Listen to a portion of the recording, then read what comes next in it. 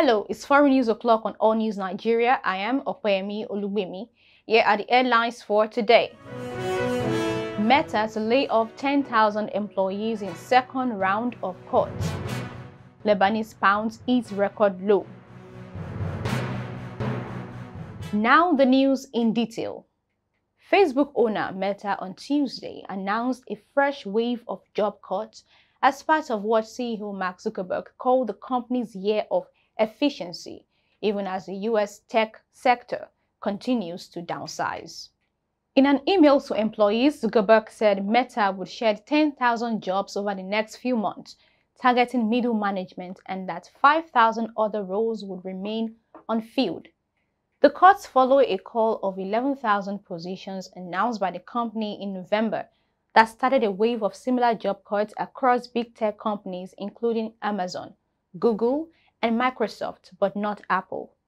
The first victims will be Meta's recruitment department as the company officially puts an end to the hiring spree that came when big tech ramped up operations to meet high demand during the coronavirus pandemic. In subsequent months, tech and business departments will also be affected, and in a small number of cases, it may take through the end of the year to complete these changes, according to Zuckerberg. In January, the multi-billionaire Meta founder warned that further pain was coming when he told analysts the company's management theme for 2023 is the year of efficiency, and that it would focus on making the company a stronger and more nimble organization. Meta had suffered a rough 2022 amid a soaring economic climate, which forced advertisers to cut back on marketing, and Apple's data privacy changes, which have reduced leeway for ad personalization.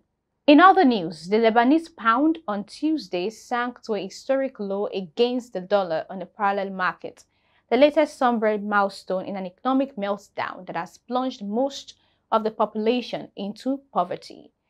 The Lebanese pound, officially pegged at 15,000 to the dollar, was trading at 100,000 against the greenback dealer said, a dizzying plunge from 1,507 before the economic crisis hit in 2019. The currency's market value was at around 60,000 to the dollar in late January. Despite the gravity of the crisis, the political elite, which has been widely blamed for the country's financial collapse, has failed to take action.